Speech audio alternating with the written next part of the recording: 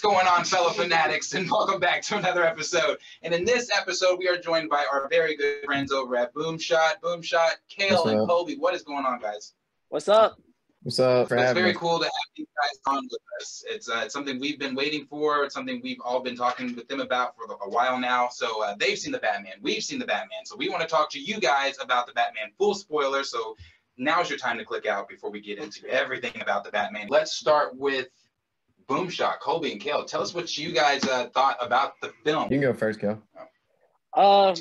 Okay, so in terms of the overall, I think my favorite thing about the Batman was the tone of the movie. I think the dark, gritty tone of the movie was perfect. I think Robert Pattinson did a great job as Batman. I loved how brutal he was. I also loved the Riddler as well. I felt like the first scene, the beginning, when Riddler's scouting out the mayor as he's about to kill him, I think when he's sitting in the back and you see the TV flash and you see the Riddler's glasses and the TV's reflect the TV. I think that if immediately, as soon as I saw that, I was like, oh, this is going to be a great movie.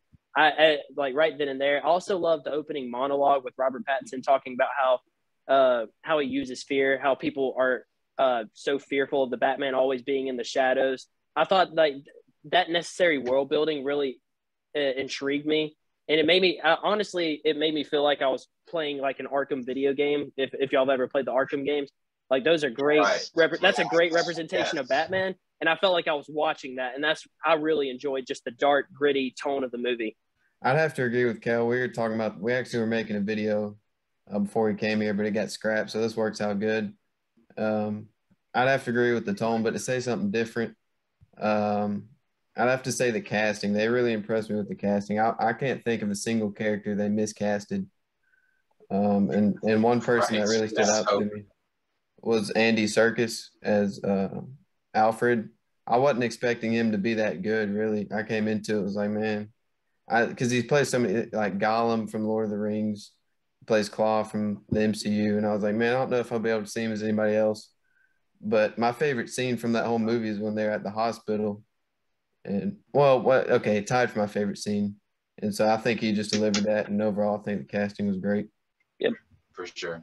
Q, what do you think of the overall tone of the movie? What was your favorite parts, I guess? Speaking on the tone of the movie, I agree with everything you guys said, and the pacing of the movie is really what I liked. I liked how the scenes all flowed well together, and it didn't feel like anything was too out of place. And so, but my favorite part of the movie, in terms of just not getting into it, would have to be the cinematography of it, just how beautiful it looked. Really, not even just the city. I'm talking the blurs and the reflections of the camera off lights and stuff, off car lights, or shooting off the car mirror, little stuff like that, the rain, you could zoom in on and then reflect off the raindrops on the camera. You could tell the camera was wet at times, just stuff like that made the movie actually appealing without actually getting into the story. So that was my favorite thing. I sat down and my eyes were amazed more so than my mind. Right. Yeah, I would have to say for me, my favorite part was honestly the Batman himself. I liked how consumed he was into being the Batman, because that's all he is at this point. Right. By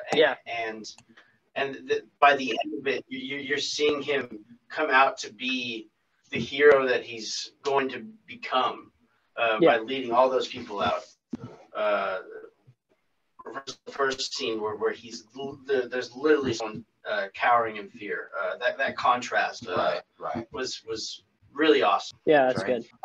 Really for me, it comes down to kind of what Colby was saying of casting, but just the supporting cast in this movie. It gave any slight questions I had about, Robert's Batman in areas I wish I would have saw a little bit more. I feel like he could grow this character over time. The supporting cast was so good that everything kind of just, they took it and did their own thing with it. I saw it a couple days after everybody did, and just knowing there's going to be a Cobblepot spinoff and then seeing how good the character's done, I was oh shit, I get to see more of this, confirmed already. I thought the Batgirl, or not the Batgirl, the Catwoman thing was great. the whole movie to me, I think was I really try to hold on to that. It's not better than Dark Knight, but it was better than the first Dark Knight for sure. Batman Rises, Batman Begins. or Batman Begins. So much better than that. Yes. That I'm like, damn, if they keep building this, especially that Arkham vibe that I believe Kale said it had. I do feel like it's going to the Arkham themes. Like, Yeah. I like that's a good And point. I've always said I do like a really great dark Batman, and I just, to me, this movie was heralded by the supporting cast. Right. Yeah, for sure. And for me personally, it's really difficult for me to choose a favorite. It is. So it's so hard for me to choose a favorite part because, bro, from jump, they had me at hello. Yeah. Okay. They had they had me at the very beginning. Like the way that it captures you. Like let's just take it back to what Kale said about how we're listening to Bruce tell the story, but then you realize it's his words. He's writing in his diary, and that's how he's thinking. And it's just like, that's such a good transition. I think my favorite scene though is probably going to be the car chase. That was amazing. You need to see it. It's so awesome in 40X. Really? Yes, the car chase is so. I gotta say that was probably my favorite because, we're seeing him in year 2. Yeah, he's got the lower type of criminals that are robbing corner stores and old ladies and things like that. He's got them scared, but he doesn't have the Falcones and he doesn't have Penguin and the rest of these big time guys afraid of him yet because it's only year 2. So, and you see that even in the car chase, with Penguin coming around the corner, taunting him, shooting the guns, calling him vengeance and things like that. They would never do that to a seasoned Batman. They would never do that to a seasoned Batman. Then he's in his car and he's like, I got you. And then you see Batman. Such a beautiful scene where he walks out of the fire. It's just beautiful. I thought the whole film was amazing. I think the numbers it's doing is amazing. For it to be at 136 million domestically, 248 worldwide. It's the second best film in a pandemic era behind No Way Home. I just think that anything that people were saying about how is Robert Pattinson going to transition from Twilight to the Batman, he's done it. You can take that opinion and shove it somewhere up your ass because he is. Say that. Yeah, I agree. He is. He's my favorite by far. Oh yeah. A question for everyone would be, outside of Robert Pattinson, who do you think played their role the best? Ooh, Kale? That's a good question. That's hard. That's hard. That Catwoman, I think, did a great job. Zoe Kravitz as Catwoman did a great job. But I think my favorite outside of Batman and Robert Pattinson would probably be Colin Farrell as the Penguin. I felt like he did a fantastic job as Cobblepot. Yeah. I mean, he was brilliant as Cobblepot, man. I mean, and like I said, like to go off of what Trey said, if just that little bit that we got, if we're getting a spin-off of that, I want to see that. Well, that's because I went in, like I said, I saw it a couple days late, and I already knew there was going to be a spin-off. But I hadn't seen any. Honestly, I went in kind of like, really, a Cobblepot spin-off? And then I saw how the performance was. I was like, holy shit, yes, I want to. It was amazing. Yeah, I agree. I throw in, though, a character that I think no one's mentioned yet, that I think did a great job, is Gordon. I was going to mention Gordon. His relationship with Batman, I love call it man, like, it was just real cool to see a young Gordon like that. One of my favorite scenes in the whole movie is when and Gordon walk into that bust into that house or apartment complex, and Batman says no guns, and Gordon's like, "That's your thing." Yeah. I'm honestly gonna have to say my favorite outside of Robert Pattinson was probably the Riddler, Paul Dano. And it's only because my impression of the Riddler growing up has only been goofy and kind of like. Just, like the spandex and everything. It's just not. For real though. It's like, so I got to this and I was like, I don't know, even like, since his first kill, who did he kill first? The mayor, right? Yeah, the mayor. I feel like, ever since he established his first kill, it was kind of like, this is the route we're going. Like, we could all tell it was darker and not like, it wasn't more so like a game to him. Like, it is, but it's like a serious game when as to, I've grown up to learn he's more just like a fuck around villain. Like, you probably definitely have to go with the Riddler outside of Robert Pattinson. For sure.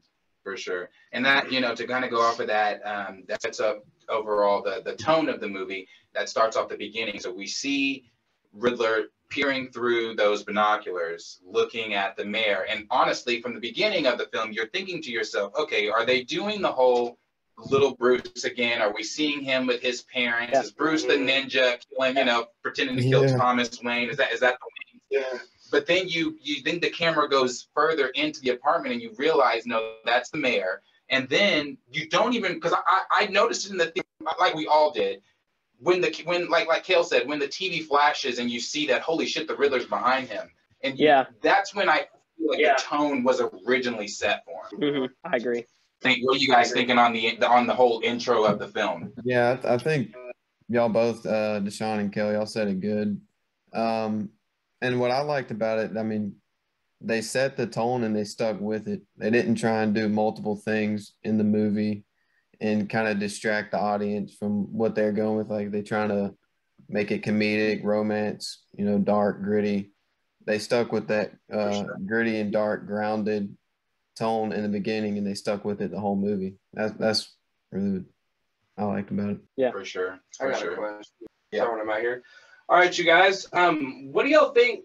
So, it's rumored about, what is this, 3-4 movies? They're just going forward with this movie. What do y'all want to see in the next film or next couple of films as far as that like tonal shift? Do you want it to stay dark and gritty? Like, what do you want out of even just a second movie, like a follow up to this? I think for me, I want to say it. I want to see it stay the same. Like, when thinking about the Arkham games, because that's all I can compare it to. Like, that to me, that's the best like version of Batman I've seen, other than comic versions. But those games did not get any less dark and gritty as they went on, and I think that's just Batman. That's the only way I can really see Batman.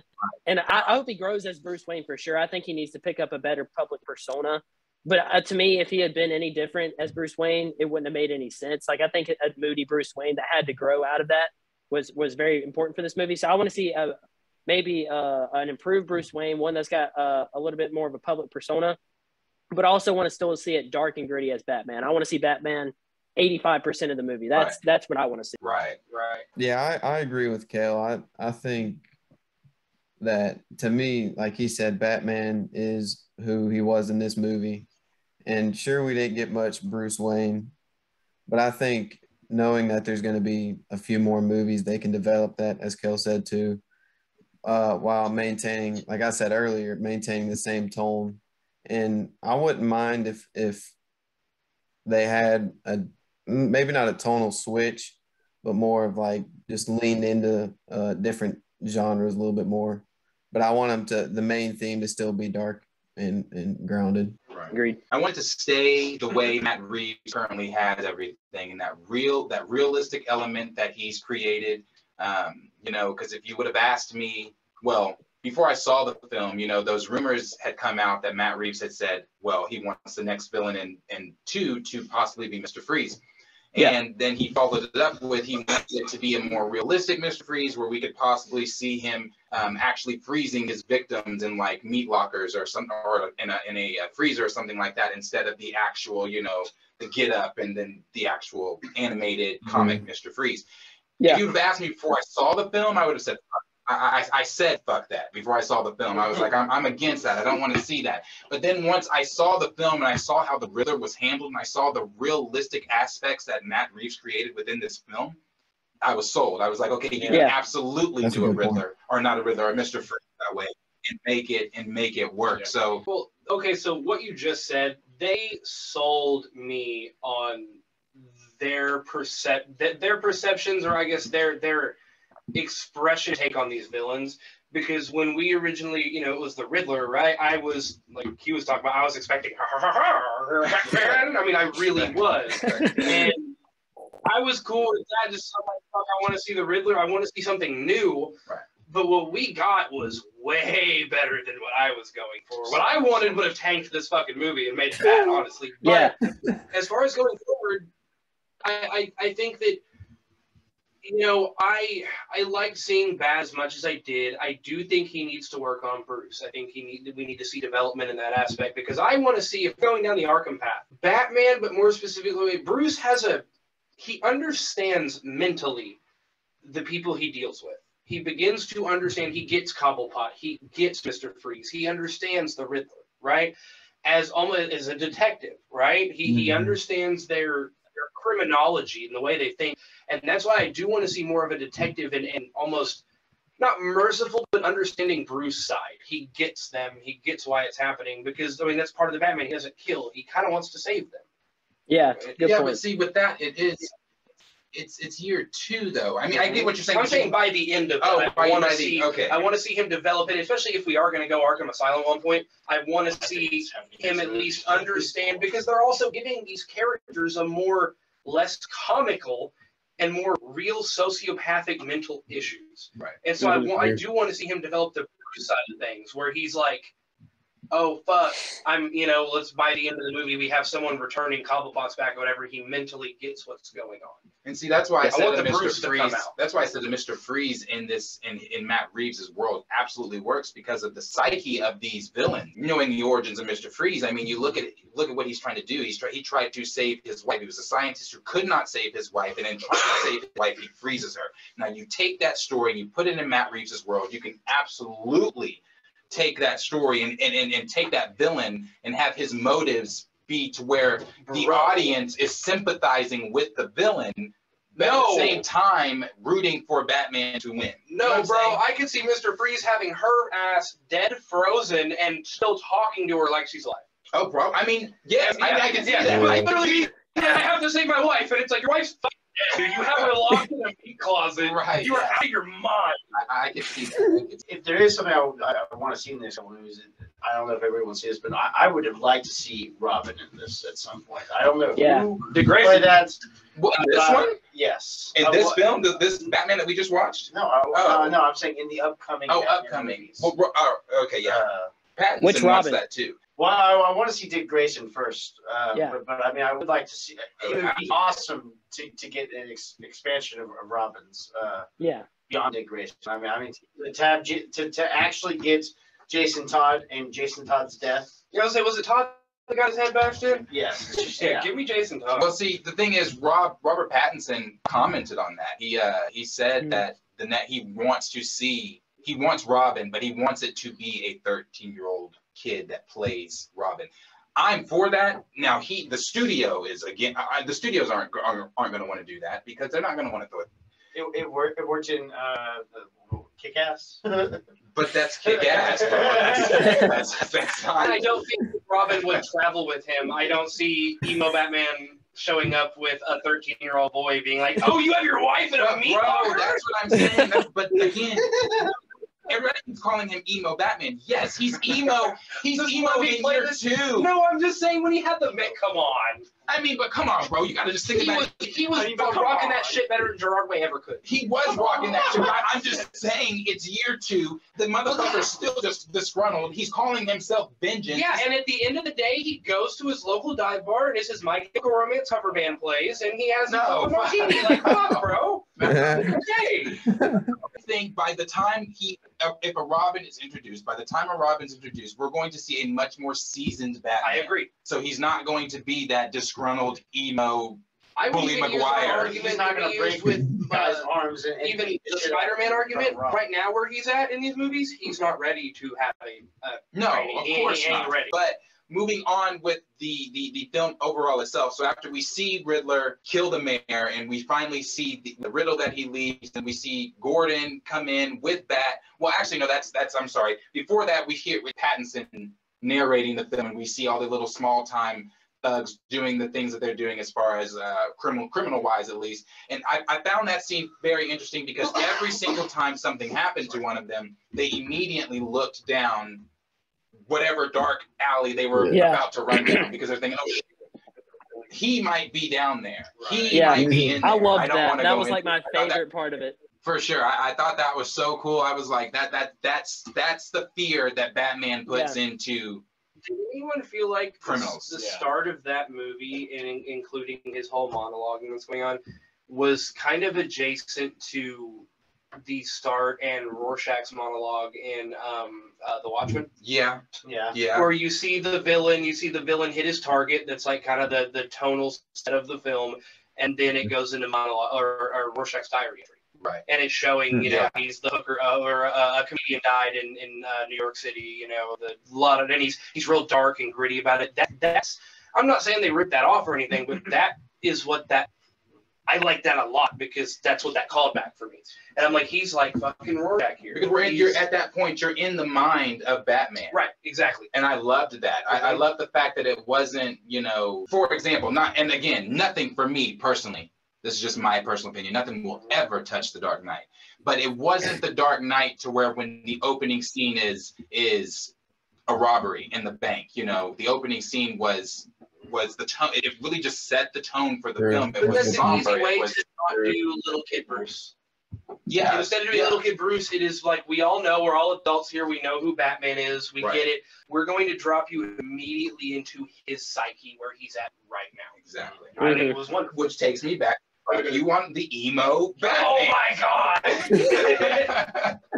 I'm just like, bro. All right, bro. I'm just saying he's probably listened to AFI more than once. That's all I'm saying. So once we see the criminals running, then we finally get to see Gordon come in with Batman to the crime scene itself. And I thought that scene was also brilliantly done because we got to see the looks we got to see it from Batman's point of view, how Gotham PD were looking at him on a crime scene. You know, they were all like, why is he here? You know what? But not only that, we got to see how they were following him as a detective. Like, you notice whenever he would look at something, the person with the camera would then follow behind him, like, oh, I didn't see that, and then take a picture. I love that because it showed the detective side of Batman. It showed the side of Batman we've never seen on screen yet, and it was him being a detective. I thought that was cool. What did you guys think of overall of that scene in the apartment? That was a good point you brought up of how he looks at the blood stain on the floor. And then the photographer comes behind him. I really like that point, and I think that's like the attention to detail that Matt Reeves and the crew had in this movie. And I really like that they leaned into the detective side of Batman. Like you said, we hadn't really seen it much, and they leaned very heavily into that. For sure. I really enjoyed that part as well. Like, because at this point, you know, it's year 2 Batman, like y'all said. So at this point, Batman's still a myth. Like, you know, he is the vigilante, not, you know, the respected crime fighter that he is later on in his career. Right. So as he's walking in, I love how the police are giving him like these weird looks, like this guy's actually real. Like he's here, he's working with us on this case. And yeah, like Colby pointed out, like I think it's cool that he was walking up to different things and you know, using his detective skills. And I love the tech that he uses, actually, like the contacts. I thought that was a great addition. I thought that was a great addition. And I like Colby said, I love how like they walk around with him and like I love how he knew that the thumb was cut off while the guy was still alive, and just little things like that. But also, I like how they tapped into the detective side of Batman, but that doesn't mean that he didn't make mistakes, as we see later on in the movie. Like he wasn't perfect, and I like that they did that. Right, for sure. The not being perfect thing, for sure. Coach, your thoughts on the apartment scene? No, I mean, I thought that whole scene was cool. I mean, I liked how slow and methodical he was. I mean, from the moment he walks in, he is just analyzing everything. Even when that guy says that crap to him, he's just kind of, I mean, he's working. You can tell he's really trying to figure out what's going on here. And he's also, I mean, with his presence in the room and how he looks at things, you can tell he's just looking at it in such a different way than everybody else in the room is. Yeah, for sure. And I mean, I just thought it was really cool how he made it feel like that. You really do feel like this Batman is a detective, and I just don't feel like that's a side that we've seen in at least the movies very much at all. Right. Even speaking like before that specific scene, I think I told you while we were sitting there, I was like, Robert Pattinson has like the Batman walk down. Like him, like as Batman. Does. He just simply walked. I was interested in the movie from the jump. So when we jump to that scene, we jump to that scene and he walks in that room with, I don't know how many detectives or officers are in there or whatever, but they're working and he knows really there. I feel like he knows that they don't really like want him there really, but like he just walks in there with such confidence simply do his job. And I like that's kind of how he's portrayed all throughout the movie, honestly. Like he just has, even though he knows he's gonna mess up, I feel like he knows that he has to do what he has to do. So he has that confidence in himself to just go do his job, even though people don't want him to be there. Right. For sure. Right. And I thought it was cool. I thought it was cool too, seeing him mess up, Kale. Like you said, he's not perfect. It's year 2. You know, when he's running after, I'm skipping ahead, after he hits Gordon, after, you know, Gordon tells him to punch him, and then he's running through the police department, and he gets to the top of the police department, and he's spooked because of how high he is. And then that's his first time using the glider. I thought that was brilliantly done because, again, it shows us this is not a perfect Batman. This is just him, you know, still struggling to even find himself in Bruce Wayne. He's still trying to be Batman. He's still learning. I just thought it was, like I said, I know a lot of people out there are saying that this is not a perfect comic book film. And to that, I say I beg to differ because, in my opinion, it is such a good comic book film. And I said this in the theater, and I felt weird saying it in the theater, but after now, it's been a couple days, I've seen the film twice now, so it's like I can still say this. I still think, as far as a complete comic book film goes, it's better than anything Marvel's put out after Endgame. Whew. Okay, that's a bit more. I'm sorry. I don't know. So I'll always give love to Shang-Chi, but if I could, I was trying to set up the things. I think that one thing I really like about seeing as far as a comic book film goes, the detective side of Batman, but seeing that detective side, one thing I liked is if you remember back to The Dark Knight, it was he was flexing those bat bucks.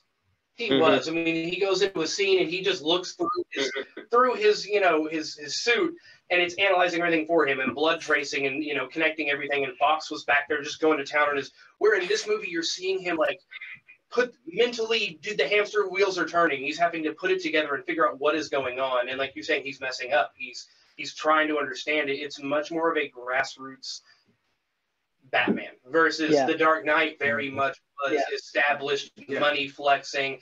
Actually, like getting from point A to point B was never ever The Dark Knight Batman's issue. It was what I got to do at point B. Whereas this one, the getting from there was rough. And I think we saw a lot more of I would say day-to-day Batman, but we got to see a lot more of how it works before the bat bucks kick in, so to speak, right? You know, he was figuring that shit out, and you saw him more human.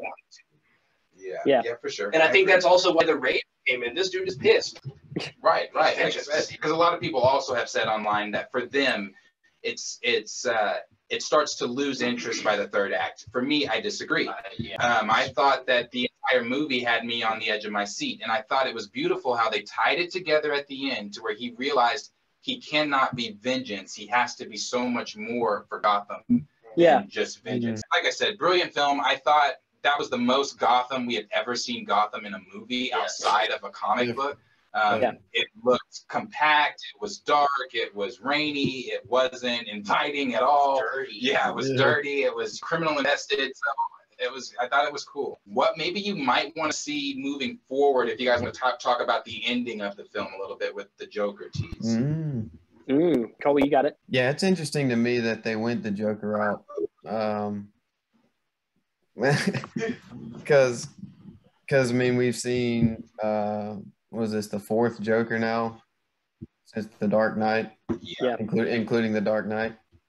I don't know. I think he's going to be pretty good at it, but I'm just kind of worried since we've seen so much Joker. They're going to have to either take a new route on his character, or it's just going to have to be really fresh. A great performance by Barry Keoghan. I'm not sure how you pronounce his last name, but I think it's definitely got potential. And especially with Riddler and Joker teaming up, I think they kind of have the same motives and they're the same type of character. So I think that could be pretty good. Right. Yeah, for sure. Right. I'm excited to see Joker, but also like y'all pointed out earlier, I want to see, you know, the likes of a grounded Mr. Freeze. I mean, there's a ton of Batman, you know, the rogues gallery that we see from Batman. So any one of those that we really haven't seen on screen in a while, I'd like to see. Maybe a Two-Face again. I mean, I know it's been a while, but I'd like to see that. But really, I think moving forward, like y'all mentioned earlier, I kind of want to see them explore Gotham even more. Because I think, Gotham is, that is Batman's motive, right? That's why he does what he does. Other than, obviously his parents, but he does it for Gotham, and so I want to see them explore Gotham and the darkness. And eventually by the end of the movie, the series, I hope that we see Gotham come to be like a burgeoning city, one that fastest growing city, just bright, because it's so dark, but I'm glad it's dark right now, but I want to see it progressively get better as we go. Something that I really want to see is Batman villains that we haven't seen on the screen. I would really like to see a Court of Owls. I think that would be really cool to see in this world particularly. And I agree. That the Court of Owls all ties to Gotham as the story of Gotham. Right. So I think we are going to see that because Gotham, the city, is a lot more of a character in this movie. Mm-hmm. In hopefully these movies to come. Right. And we see that by them putting a Cobblepot series. That's all world building for us. Right. So more complex stories like that would be really cool. Well, and that's where with the what do we call the hodgepodgery of villains they're bringing in, especially because this movie was busy and had a lot to do. It really did, but that's where we go into that whole Arkham side of things, right? Where if they keep establishing villains like this, I could see it all kind of come to a head in one movie in the end. Mm-hmm. But I also think it is good that they establish major villains quickly because, they're going to be able to pull from that, like he's saying, the villains you don't see very often. Right. They'll have more room to, we're going to go ahead and grab I want to say Solomon Grundy, but God, no. He said the Condiment King, but God. One thing that I think too. Yeah, the Condiment that might not be that bad though. I know a lot of people are saying that they're upset online. At least people are saying that they're upset that we're doing the Joker again. But as I've said, you can't do Batman and not do the Joker. They have such an interconnected relationship. You can't. I hold on. They have such an interconnected relationship to where you. Okay, please tell me how you do Batman. You put both hands up, bro. You don't. There are all Batman stories that don't involve. Now, so maybe tell one of those stories every once in a while, so we're not having to deal with casting a Joker every single iteration of Batman. I understand what you're saying here, but now we have to start thinking business-wise. We have to start thinking money-wise. If I'm a CEO, how am I putting asses in the seats? I'm putting the Joker on the screen. I'm doing, but fans ultimately want to see a because hold on. If you don't put Joker in, then you have a whole nother slew of fans that are like, why the fuck didn't they do the Joker? I don't think anyone was bitching when they did Bane and not the Joker. Well, they had done the Joker before Bane. And then the man died. And they've also done the Joker. How many? They did the Joker in, obviously, he died in The Dark Knight. Then they did the Joker in, what the fuck was it? Jared Leto. Jared Leto's the Joker. Phoenix. Joaquin Phoenix is the Joker. Pump your fucking brakes is all I'm saying. He has an excellent he has an excellent roster of possible antagonists. Shining the light on them. That's true. But with Matt Reeves making this supposed to be a realistic universe, you tell me how you do a Man-Bat in this universe. You do a Clayface in this universe. How do you do some of those more comic book villains on a realistic screen? I could try to explain Man-Bat and Clayface to you, but we probably won't be monetized and taken off any form of internet. I'm not going to do that. But I get what you're saying. I'm just saying. I am fine that they teased him at the end, but don't put him in the next fucking movie.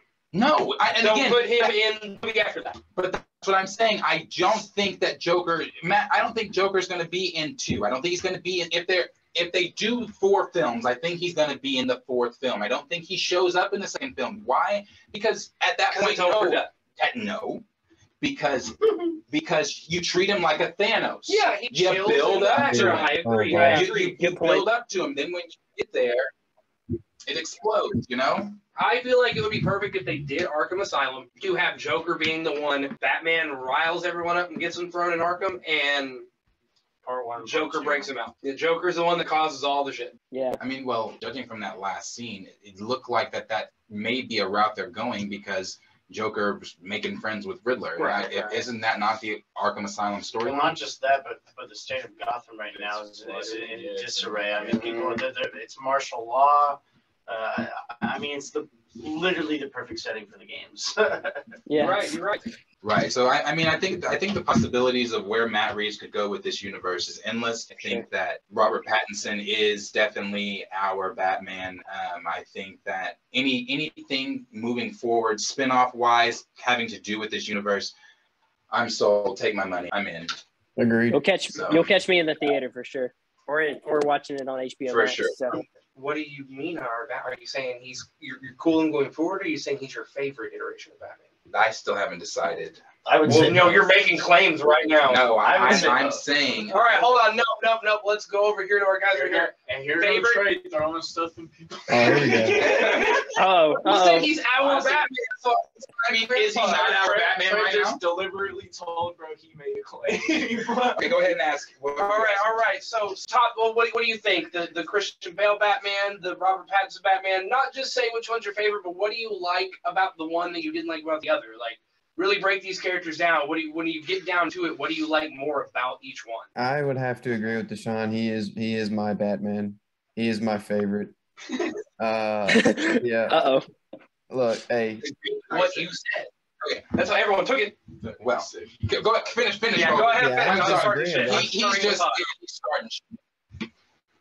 Yeah, I think Okay, I so think when you look at Batman and the best iterations of Batman, he's just most aligned with him, the grittiness, the whole thing with him. I think Robert Pattinson really just has Batman down, like Heath Ledger had Joker down. Yeah. I mean, it's hard to compare that. I think Heath Ledger is the best performance in any Batman movie. And it's hard for me to say personally. I think The Dark Knight, I still prefer it over this, but this movie's probably my second favorite movie. Sure. Not to dodge a question. To get back to that, Robert Pattinson is my favorite. And yeah, I just brought that up to say I don't think Bale's movies are bad. The Dark Knight's still my favorite, but I think Heath Ledger's performance was so good in that movie that it elevated it to be my favorite. And I think Pattinson's performance as Batman elevated this to be my second favorite, near first. Yeah. And I mean, and I'm a Pattinson guy as well. I think I've been a believer since Tenet after he pretty much outacted everybody in that movie. But like I've been saying, my ultimate version of Batman is the Arkham series Batman. To me, that's like the prime version of Batman. So I actually didn't have a problem with Batfleck because I felt like he mirrored that. But I like that. I feel the fear of Batman more in Pattinson than I do in Bale. I didn't really feel like he didn't really feel scary to me. And that's another thing. I felt like Bale was really weak as well. He did stealth better, I think. Yeah, but that's mainly the two things because both of them are great Batmans. I'm not trying to say that one's distinctly better than another, but in terms of fear and grit, like Colby said, to me, Pattinson just has Batman down. Okay, I'll throw down the gauntlet. Make your claim. You got to say which one's definitive. Oh, I guess which one's better or which one's my favorite? Which one's your favorite? Pattinson. and I'm gonna say Pattinson. Now you're going to say. Well, I was already thinking Pattinson. I just wasn't for sure because I have such a connection to the Dark Knight trilogy. It's hard, but Right, you too? but it's Pattinson. Oh, I've been saying this. He's the best Batman. This is my favorite movie. So that's Before I go, keep in mind, anytime we record with them two, all they do is argue. Like he puts stuff in his. All they do is argue.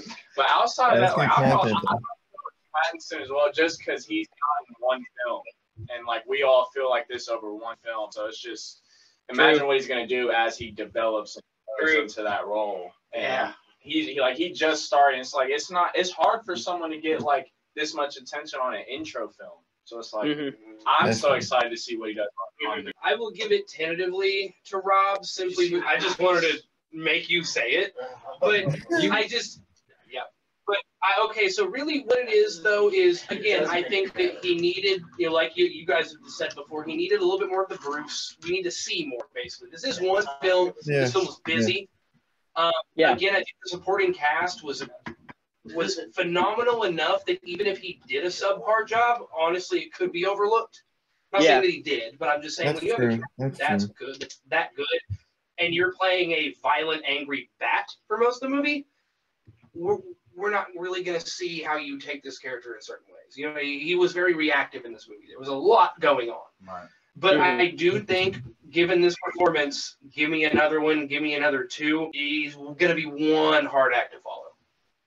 Yeah, I think really. so. Everybody kind of made a disagreeing noise when I said this. So I'm going to take it back to this because I want to spark some conversation here really quick. Is it not better or on par, and I'm still going to stay with the word better, than anything Marvel's put out since Endgame? I think we groaned, and then you said after Endgame, and I think we all kind of said not anything Marvel's put out, but anything they put out since Endgame, and that's difficult for me to say because I am in fucking the way love you with said it is WandaVision. you said it's better than anything Marvel's put out, and then you kind of paused. Well, that's and because groaned. I honestly could end at that though. I do think this is the more comic booky style. Thank you, Cody. More realistic. Come on, Cody. I mean, I like Marvel. Let's go. But they just say that they do the same formula every You're time. there, Cody. Oh. I have to agree. I have to agree with you. I have to agree with you. I'm not gonna lie. I have to agree with you. Marvel just takes a different approach to movies. You know what I'm saying? Like DC's always been darker, and Marvel's got a formula where they're gonna put butts in the seats. They're gonna make millions of dollars. Like, you know, why stray from that formula if it's gonna make them money? So they may put out like not subpar movies, but they may put out the same movie over and over again that gets people in the seats. But it's not truly trying to do something different, and that's what I felt like the Batman did. That's why I like it so much. Yes. Right. Well, that I'll even argue that with like when Shang-Chi came out. I took my son. It was way better than I was expecting. I will give you that. But you're right. It is a cookie cutter. There's your action, your lot of but like when when they're in.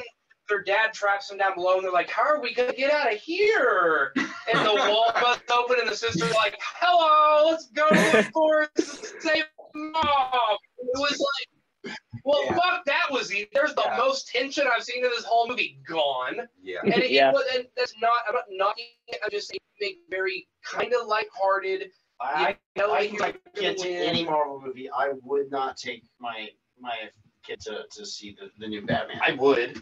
Well, it's not mine. My kid's 4. So. Oh, well, you're going to learn today, son. Here we go.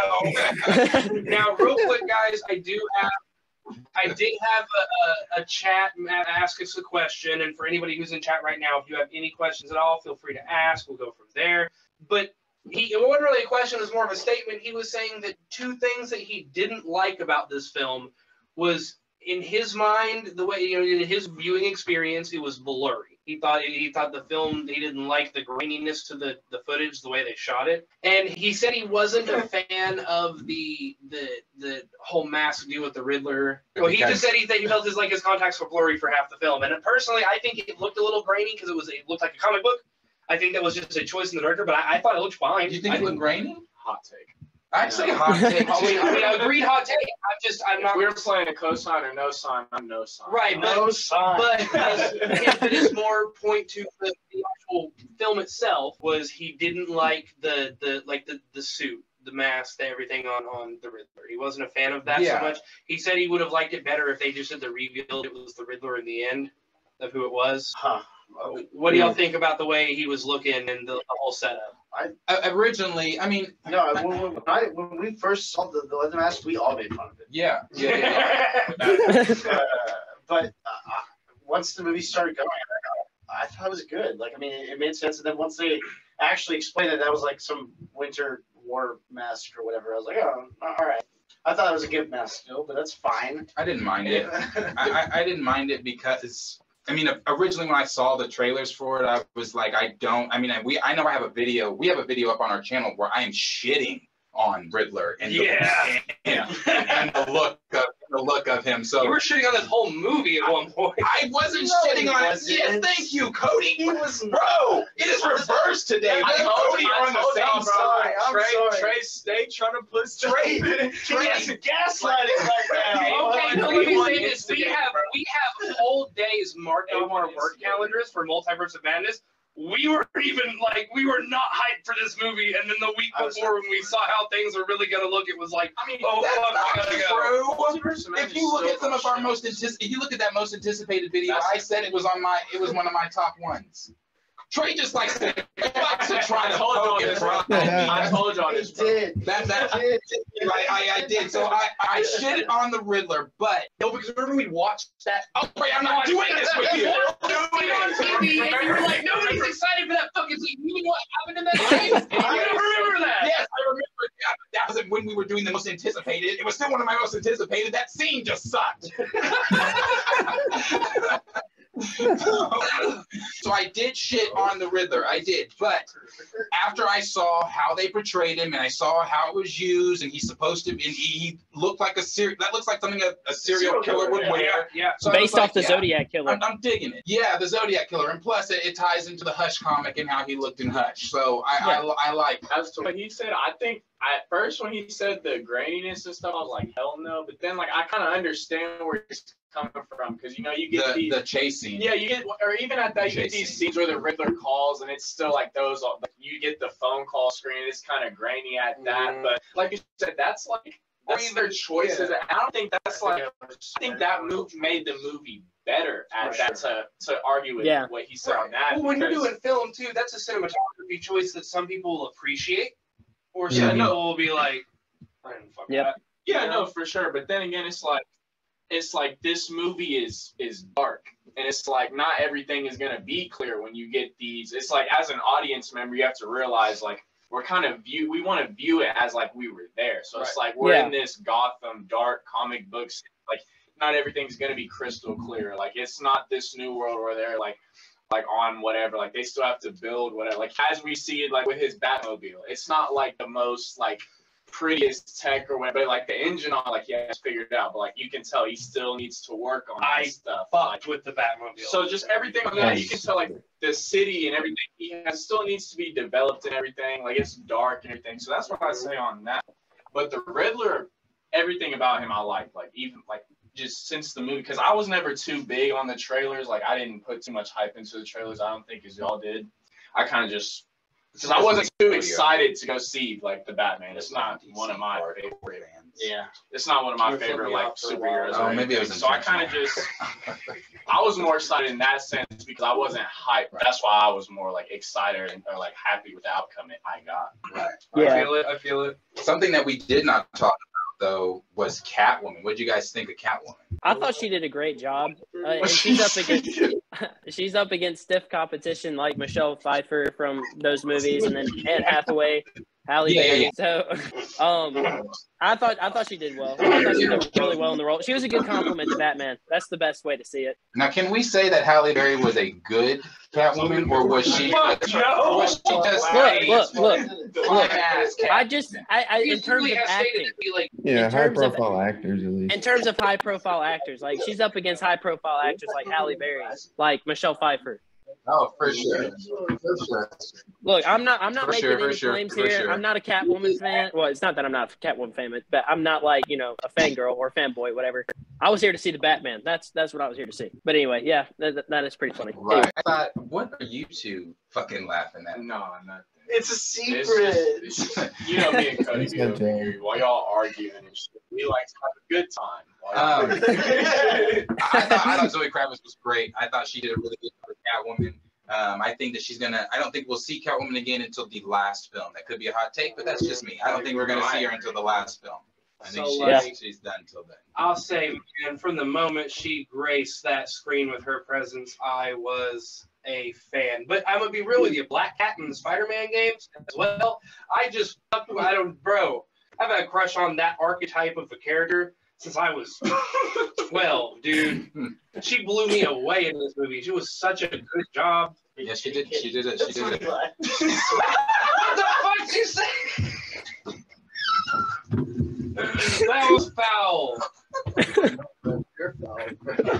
Okay. Like I said, I thought Zoe was great. To home it back in, overall, I thought the film was great. I think that anything they could do forward, like I said, moving forward, I'm all for. I'm sure Kale, Kobe, you guys feel the exact same way. Yes, sir. For sure. We all feel the same way. movie was beautiful. Cannot wait to see what they do with the second one. This is, and I don't want to cut. Did anybody else have anything else they want to say about the film overall? No. Fantastic. Nope. Well, this is something Boomshot fans and Planetfanatix fans, this is something that we are going to do with Boomshot quite often. I know we have some things planned to do with them for Moon Knight and for Morbius, and moving forward in the Obi-Wan Kenobi show, we're going anything that we can do with it, we're going to do it. So like I said, we've made friends, they've made friends with us. So this is something that you guys can look forward to on your channel. I don't know how you guys normally close, but how we normally close here is like, subscribe, share with your friends. Okay. I like that. And anybody else on the closing thoughts?